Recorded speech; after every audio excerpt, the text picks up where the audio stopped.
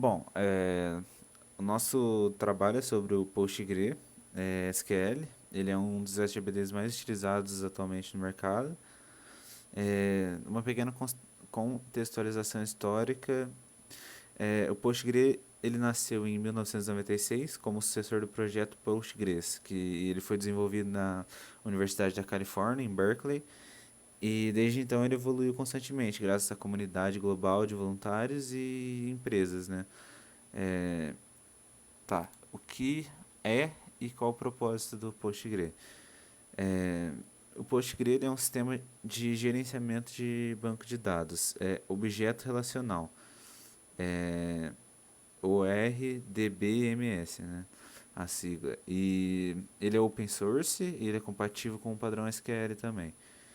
E o seu propósito central é armazenar, consultar e gerenciar grandes volumes de dados com confiabilidade, desempenho e integridade transacional.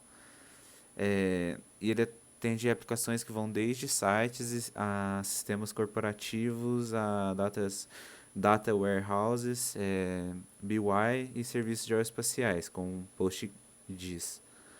É, é isso, então agora eu passo para a próxima pessoa. A primeira principal característica é o ACID Compliance.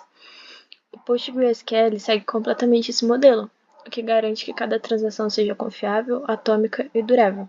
Isso significa que, mesmo em situações de falha, os dados continuam íntegros. Além disso, ele utiliza um recurso chamado MVCC, ou Controle de Concorrência Multiversão, o que permite que cada transação seja lida e escrita ao mesmo tempo, sem travamentos. Isso melhora bastante o desempenho em sistemas com muitos usuários. Já a extensibilidade e customização é um dos grandes diferenciais do Postgre, porque ele é altamente extensível. Você pode criar os seus próprios tipos de dados, operadores, funções, usando várias linguagens, como SQL, Python e até Perl. Outro ponto incrível é o suporte para Foreign Data Wrappers, o que permite conectar o Postgre a outros bancos, tipo MySQL, MongoDB e até arquivos CSV, como se fossem tabelas locais. Os índices avançados de pesquisa de texto significa que o Postgre possui vários tipos de índice, além dos tradicionais, por exemplo, o GIN e o GIST, que são ideais para dados como JSON, arrays ou busca por similaridade. Ela também tem suporte nativo à busca de texto completo, o que é ótimo para sistema com campo de pesquisa. Existe ainda um suporte para trigramas, que permite encontrar palavras escritas de forma parecida, ideal para busca com erro de digitação. O particionamento e sharing é quando a gente fala de um volume muito grande de dados. O Postgre também se sai muito bem.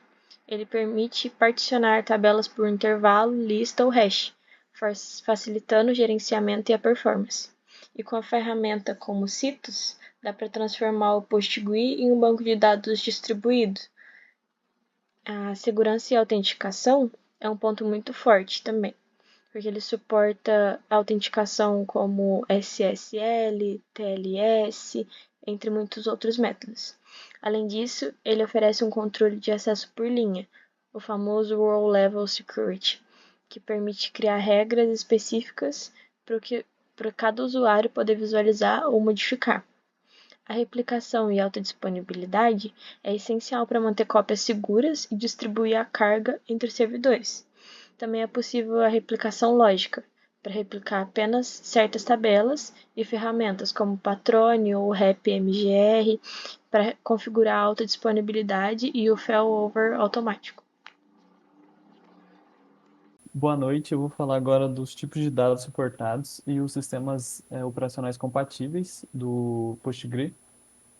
O tipo de dados tem, dos numéricos, ele tem small int, integer, big int, decimal, numeric em C, é, case insensitive, real, double precision, serial e big serial. Do tipo caractere e texto, ele tem o char, o varchar,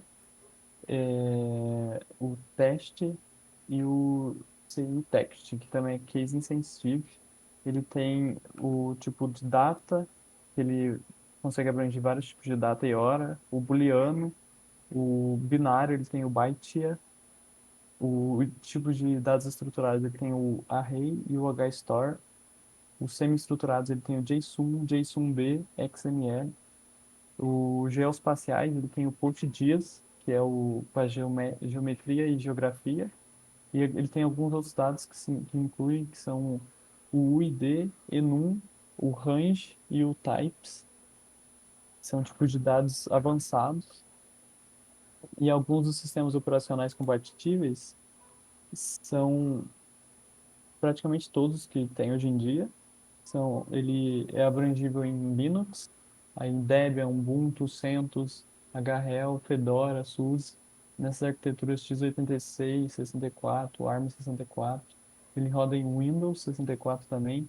Ele via instalador da Enterprise DB ou Chocolate, não entendi, Chocolate. Roda em macOS também. E também FreeBSD, OpenBSD, Solaris e outros Unix-like. Há ainda mais oficiais no Docker Hub e Kubernetes Operators para ambientes containerizados. Agora eu vou passar a palavra para o próximo apresentador, que ele vai falar um pouco do PostgreSQL e o modelo de licença. Falando um pouco sobre fabricante e desenvolvedor, o PostgreSQL ele é comandado, né, pelo PostgreSQL Global Development Group, que é uma comunidade internacional formada por centenas de desenvolvedores voluntários, né, então acaba que pessoas de toda parte do mundo acaba contribuindo, né, para o software. E, além disso, também tem empresas que contribuem ativamente com o suporte e o desenvolvimento, como a Enterprise DB, a Amazon, a Microsoft, a Crunch Data e a Ivan. E essas empresas ajudam com recursos de infraestrutura e também com melhorias no código, né? E sobre a governança e processos de release, ele segue um processo bem estruturado, que é um ciclo anual de lançamentos principais, né? Então, existe um grupo de committers e um comitê de releases que define o roadmap, que seria o que vai vir nas próximas atualizações e versões do PostgreSQL. Aí pode passar. Aí agora falando um pouco sobre a licença, né, de software, ele é um pouco diferente, porque ele acaba utilizando uma licença permissiva, chamada PostgreSQL License, que significa que qualquer um pode usar, copiar, modificar e até distribuir o software, inclusive dentro de soluções comerciais, sem precisar pagar nada. Então acaba sendo um código aberto ali, né? E comparando com outras licenças, como a GPL, o Postgre ele é mais flexível, porque ele não exige que o código modificado seja liberado, né? Então, você pode, depois de modificar da forma que a empresa quiser, guardar esse código para você e não necessariamente compartilhar. E também, os efeitos para as empresas traz muitas vantagens, porque elas podem modificar o código à vontade, redistribuir versões customizadas e não precisam pagar royalties ou taxas para o Postgre. É isso.